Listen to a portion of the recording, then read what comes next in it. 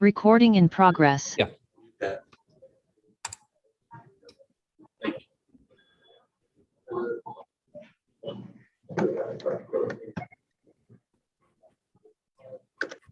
Good afternoon, everyone. Thank you all for joining us.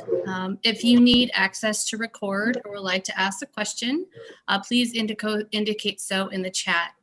We will limit questions today to one question per outlet on the subject matter today. Thank you very much. In addition, we are limited to 30 minutes today with a hard stop at 4:30 p.m. If there are remaining questions in the queue at that time, please send them in the chat and we will work to get you a response in writing. Today's press conference is also being streamed on YouTube. We are limiting Zoom access to media. If you are not a member of the media and would like to watch the press conference, please sign off Zoom and open the YouTube stream, which we will put in the chat. If you need a recording, please put that in the chat or email myself, Megan Smith, or Alicia Schultz. Now I'm going to turn it over to Dr. Vanderhoff. Thank you very much and good afternoon. Thank you everyone for joining us for this quick update regarding the authorization today of additional doses of the Pfizer and Moderna COVID-19 vaccines for a very specific group of Ohioans, namely those whose immune system is significantly compromised. Following action by both the U.S. Food and Drug Administration and the Centers for Disease Control and Prevention today, an additional dose of an mRNA COVID vaccine can be given to individuals who have moderate to severe immunosuppression following completion of their primary mRNA vaccine series. Now, this is a recommendation for a very small group of individuals who are at heightened risk for serious outcomes from COVID-19. Indeed, this group is estimated to include less than about 3% of both the US and the Ohio population. Immunocompromised people are recognized to be at a much higher risk of severe outcomes from COVID-19. And more recent data now indicates that they may not develop a sufficient immune response from the primary 2-dose mRNA vaccination series. These individuals have a reduced ability to fight infections and are particularly vulnerable to COVID-19, especially as the more contagious and more dangerous Delta variant is driving a surge in cases. The purpose of this additional recommended dose is to strengthen the immune response when that initial immune response to the primary vaccination series may not have been sufficient. Now, this additional mRNA vaccination dose, combined with other prevention strategies, wearing masks is driving a surge in crowds, and maintaining physical distance offers another important layer of protection for this small but important population. Now, the Centers for Disease Control and Prevention's Advisory Committee on Immunization Practice, the ACIP, features some of the nation's leading medical and public health experts. And it's really been their role, their responsibility to develop recommendation for the use of vaccines for a very long time. And after reviewing all the available data regarding vaccine safety and efficacy, including data related to the Delta variant, the ACIP has recommended that people with very impaired immune systems extend their primary mRNA vaccination series to include this additional dose. Now, the group for which this recommendation applies includes conditions like those who have had transplants of various kinds, those who have conditions that either as a result of the condition or the medication associated with that have severe immunosuppression. And that would include some cancer patients, people with advanced HIV, or other specific conditions. The ACIP is working to further define who falls into this very specific category and has told us that they'll be sharing that information with healthcare providers and the public as quickly as possible. The ACIP has recommended that for those receiving this additional dose, it be administered at least 28 days following the completion of their primary 2-dose vaccination series. And again, it would work much as other vaccines work in terms of the recommended ages, with Pfizer being a vaccine that can be applied for those ages 12 and older, while with Moderna, we would continue to apply that vaccine to those 18 and older. At this time, an additional dose is not recommended after the single-dose Johnson & Johnson vaccine. Further evaluation and guidance specific to the Johnson & Johnson vaccine is pending. Now, those who believe they may meet the criteria for this additional dose are urged to consult with their healthcare providers to determine next steps. The patient's clinical team can really best determine the degree to which their immune system response might be altered and help them determine the optimal timing of an additional dose based on other ongoing medical therapies and treatments.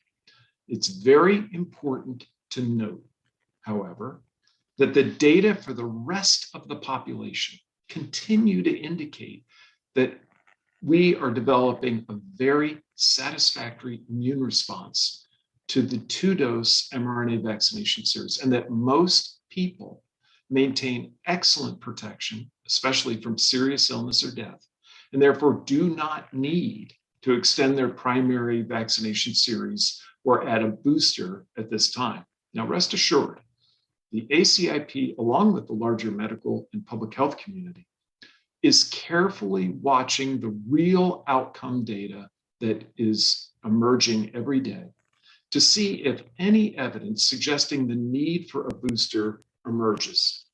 And they're looking especially carefully at the data for older Americans because we know older Americans are particularly vulnerable to severe COVID-19 infections. But at this time, there is no indication or need for populations outside of this very narrow category of those with known impaired immune systems to be seeking an additional dose of the COVID-19 vaccines. Now, at this time, I'd be happy to take your questions regarding this new indication. Thank you, Dr. Vanderhoff. Your first question is from Dan DeRosa, WOIO.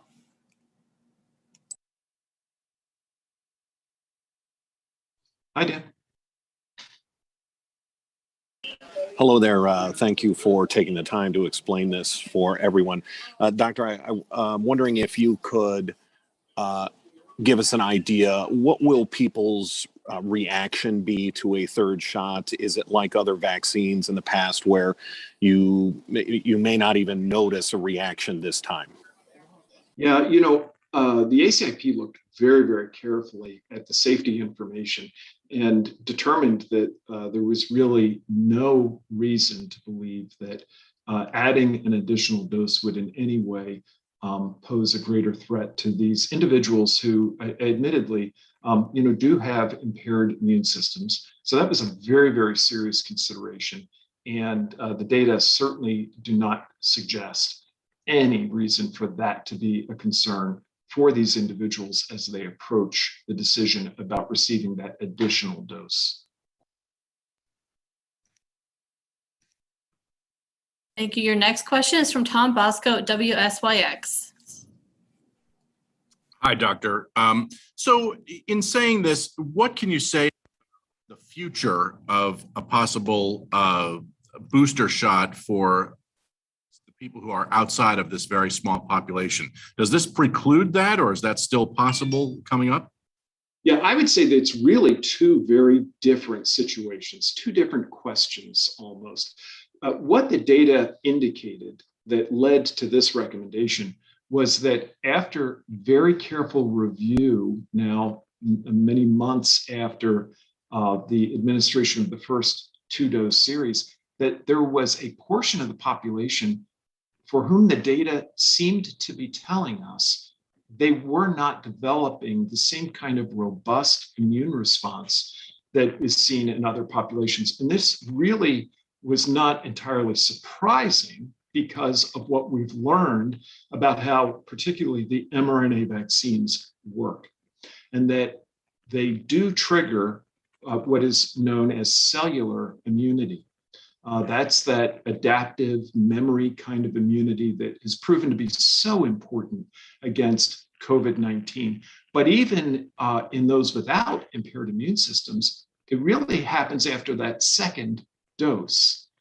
And so as we look at this population, a population whose cellular immunity tends to be more limited, tends to be impaired, the need for additional doses, more oomph from that initial vaccine series was very clear. Now that's one situation. The other is, well, what about for the large majority of Ohioans and Americans who the data clearly shows there is the development of robust immunity, robust cellular immunity. And there it's more a question of how long does that immunity last and how well does it hold up in the face of new variants? Well, the good news for us is that study after study after study is demonstrating that the vaccines continue to provide all ages with very strong immunity, especially in terms of the primary endpoints, the issues most concerned, which is serious illness, hospitalization, death. There is some evidence that doesn't surprise the medical community that these vaccines, which based on their design, one would expect these vaccines do have some level at which the vaccinated can develop symptoms. But it really appears that their immune systems rapidly respond to that exposure. Those symptoms are relatively mild or moderate, and then they get over it. So bottom line is two different questions. The data so far strongly suggest good continued immunity for most of us based on that 2-dose series, but we continue to watch this very closely. And if that situation is changing, we will respond and get further guidance out to people promptly. Your next question is from Jackie Borchert with the Cincinnati Enquirer. Thanks. Happy Friday. I'm just wondering, speaking more generally about vaccinations and kind of our rate, which we've seen pick up in the last couple of weeks, are we at a point or nearing a point where infections are outpacing our vaccinations? And if not, do you have an estimate on when that might be the case? Well, I think that what I would say, the way I would characterize it is this. We still need to get more Ohioans vaccinated if we want to avoid continuing to confront these surges that we have been seeing over and over. Our current surge is being driven by the Delta variant, and it's a variant that is incredibly contagious. It's very infectious. I've said before, it's more contagious than things like the cold or the flu. But here's the twist on that. It's more contagious and it's also more severe. This is a much worse virus than the common cold. This is a bad virus that causes inflammation in our blood vessels, in our organs, as we know, lands a lot of people in the hospital and unfortunately has caused a lot more death than we've seen with either common cold or the flu. So two really competing things. One is, well, how fast is this virus spreading? Well, it's spreading very fast, but you know who it's spreading among? The unvaccinated. We are not seeing rapid spread of this virus. In fact, the virus appears to spread very rarely among people who are vaccinated. And then it's only during apparently a very brief window when their immune system is kicking into gear and responding to what has gotten into their nose. So it's a very brief window, whereas it is spreading like wildfire among the unvaccinated. What we really need is to protect more Ohioans from this by getting vaccinated. Your next question is from Madeline Fenning with WCPO. Hi, Dr. Yes. Vanderhoff. I was just wondering if you could talk about, there are some nurses and other hospital staff who work with and around immunocompromised patients who are pushing back against requirements from their hospitals to get the vaccine. Can you talk about the risks associated with having immunocompromised patients being taken care of by unvaccinated hospital staff, even after their third booster? Well, what we have said over and over again is that your best personal protection against COVID-19 is vaccination, but it's also the best protection for those you are around. And that includes family and friends.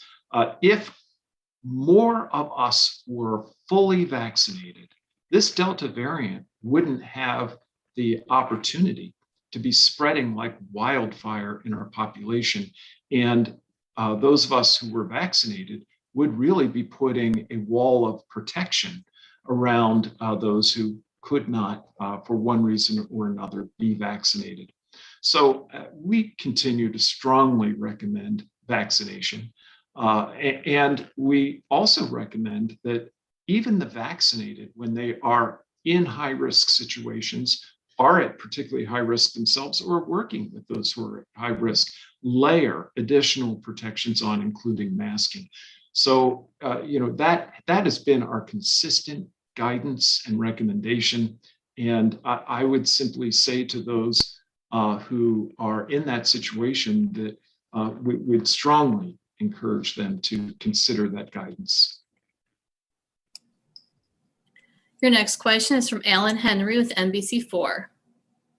Good afternoon, Dr. Vanderhoff. I was wondering if you could narrow down on the J&J vaccine recipients. Can you tell us about how many Ohioans have received that shot, and what's the advice for those people who might have gotten that shot and be immunocompromised? Yeah, the vast majority of people in the state of Ohio, like across the nation, have received one of the mRNA vaccines. But the J&J vaccine is a very different vaccine in terms of its design, in terms of the way it works. I mean, one good indication of that is the fact that the J&J vaccine is one dose, and we have recommended it as one dose from the start. So it's really not an apples to apples comparison. We have to look at these two families of COVID-19 vaccines a little differently. And so we're looking at the data very specific to the kind of vaccine in question. And thus far, there simply has not been the kind of data that clearly indicates the need for an additional dose in the primary series for these immunocompromised individuals. Now, we're continuing to look at it, and recommendations could change as more data emerges. But we have had indications, for example, from other studies, not with the immune compromised population, but with the general population, that has shown, that has suggested that over time, the Johnson & Johnson vaccine may actually have some increase in its impact, in its effect, which is very interesting and is unique to that particular vaccine. So it's a good question. At this time, there is not a recommendation that people who've received the Johnson & Johnson vaccine add an additional dose to that primary series. But if there's any doubt in a person's mind, if they have any questions, they should really speak with their healthcare team about their particular situation, because everyone's medical condition and everyone's medical situation is somewhat unique. Your next question is from Justin Dennis with Mahoning Matters. Good afternoon, Doctor. Thanks for taking the time to talk with us. I think this question might have been asked in a prior conference, but I'm just wondering, as new variants emerge and continue to mutate, at what point will these companies have to go back to the drawing board to kind of reinvent the vaccine? Would they have to start over? Could we be getting a completely different vaccine tailored to whichever the dominant variant is next year? And at any point, could these mutations outpace vaccine development? Well, those are excellent questions. And what has been happening is that in the background, many of the researchers and the manufacturers have been developing additional doses. They've been developing boosters specifically with the more recent variants in mind. Now, keep in mind, the current data, as I said before, continues to show that the vaccines that are currently available and that many of us have received continue to do very well, not just in the United States, but globally, against all the variants that we've encountered, and very specifically against both the Delta variant and the Alpha variant that preceded it here in Ohio. But that said, we've not been resting on that. We may never need a booster vaccine. But if we do, the manufacturers have been actively developing and testing boosters that are designed to incorporate elements of the spike protein that has been found in the more recent variants. So it would be almost an augmentation of the vaccine that was seen previously. So excellent question. The scientific and medical community is thinking ahead that way and is well prepared, but at this time, that does not appear to be something that we need. Your next question is from Curtis Fuller with WLWT. Thank you very much. Good afternoon, Doctor. You said you would urge people to consult with their physician. Will their primary doctor administer the third dose, or will they be able to go to a pop-up clinic like people do now? And if that's the case, what, if any, evidence would they have to show to justify them getting the third dose? Excellent question as well. It's very, very important that people be able to have as ready access to vaccines as possible.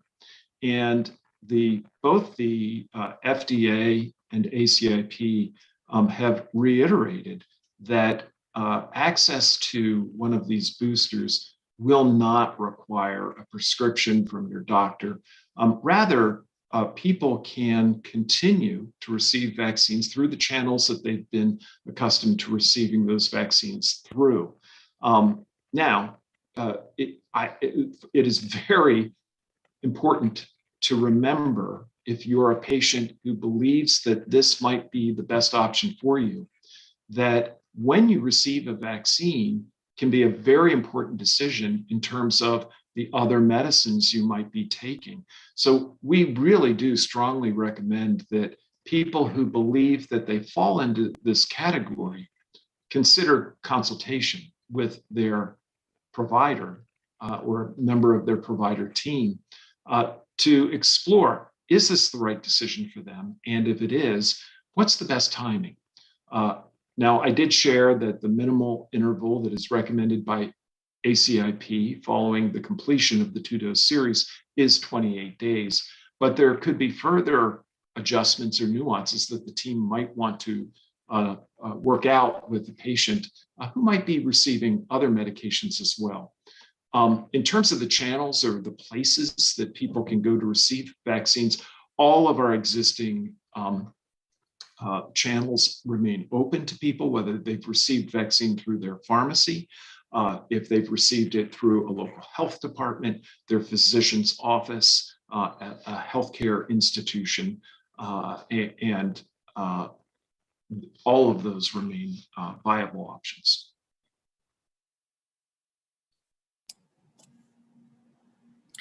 Your next question today, which is the last question for today, is from Laura Hancock with Cleveland.com. Hi, Dr. Vanderhoff. I was just wondering, how are you going to prevent just anyone from going in to get a third shot? Well, we do not, we have not had a regulatory or policing function for vaccines to date. And our data certainly does not suggest to us that there have been large numbers of people who have been pursuing additional doses beyond the recommended number. We would strongly discourage people who do not fall into this narrow category from getting an additional dose for the simple reason that the data don't suggest it's necessary. What we are recommending with this additional dose is that people with immunocompromised conditions appear to not generate the robust initial immune response that the vast majority of the rest of the population do develop. And therefore, really what we're saying is their primary series should probably be a 3-dose series. Whereas for the rest of us, our primary series is a 2-dose series, and that is more than adequate. This recommendation is not a booster dose recommendation. It's an adjustment to it's an extension of the primary series recommendation. And so going and putting yourself through getting that additional booster dose at this time would not really seem to be neither necessary nor prudent. And so I would discourage people from doing that now. Well, I'll close just by again thanking you for your time and attention. This is very important information for us to share with the people of Ohio, especially those who may fall into this relatively small category of patients in our state, but it is very important information for them and for their providers. So thank you for your help, and thank you for all you do every day to help educate the people of Ohio. Thank you very much, everyone. Thank you, Dr. Vanderhoff. As a reminder, if you need a copy of the recording, please send myself or Alicia an email. Thank you very much for joining us.